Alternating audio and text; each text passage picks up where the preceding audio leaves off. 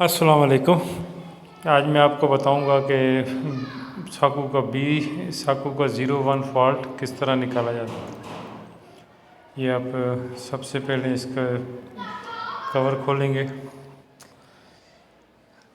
तो इसके कवर में निचली साइड पे 2 नट लगे होते हैं, वो आराम से खोल लें तसल्ली से। साकू 01 फॉल्ट क्यों आता है ये भी मैं आपको बताऊंगा कि इसमें आपका इन्वर्टर काम करना छोड़ देगा। तो साकू का फॉल्ट हमने कैसे निकालना है ये आपको मैं आज इस वीडियो में बताता हूँ। ये मैंने इसका कवर खोल दिया और इसके बाद उसका ऊपर वाला हिस्सा ये भी खोलना है।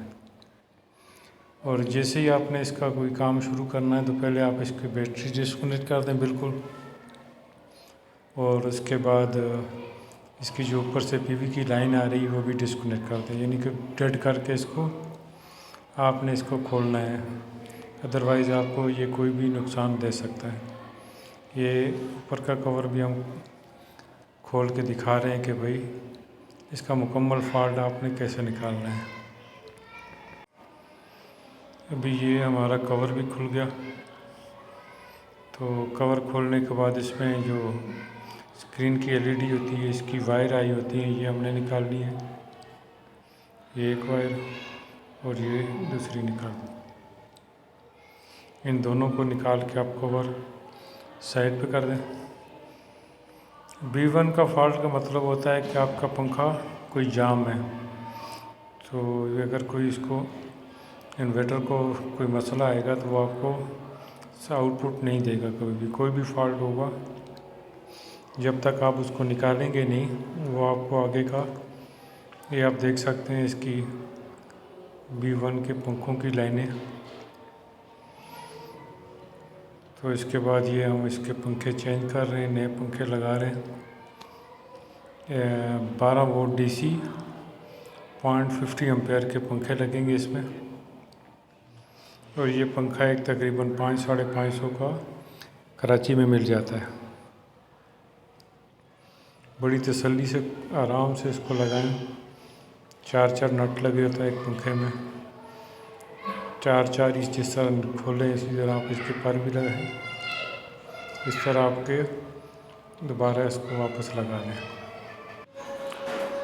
इस तरह आपने इसके पर के इसके नट खोले थे दोनों फ़ैन के, इसी तरह बिल्कुल नए फ़ैन में भी इसी तरह जगह होती है, उस तरह ये लगा दें आप।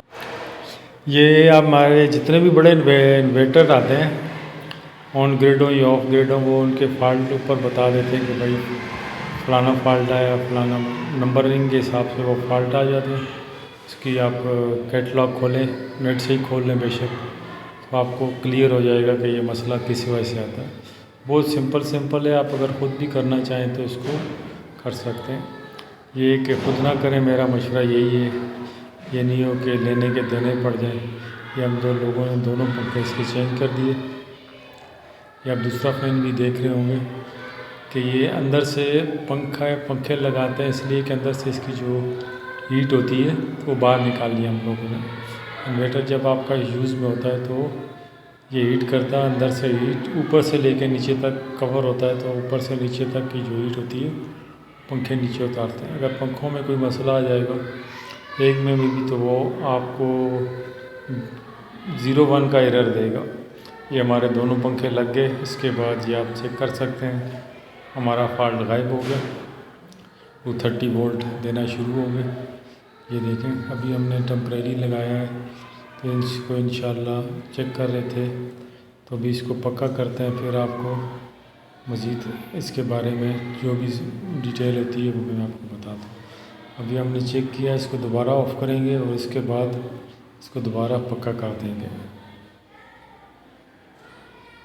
ठीक है, ये हो गया हमारा ऑफ। अब हमने इसको दोबारा पैक कर देना है, जैसे खोला था उसी तरह दोबारा पैक कर देना है। बस ये सब बात ज़हन में रखनी है कि जैसे आप इसका फॉल्ट निकालने पक्का करने से पहले एक दफ़ा टेम्परेरी चेक कर लिया करें कि भाई हमने जो काम किया है क्या या सही भी किया है या नहीं किया। जैसे आपने इसके खोले थे नट, स्क्रू वगैरह या नट जो भी कहते हैं आप, तो इसको दोबारा उसी तरह आपने पैक कर देने। B1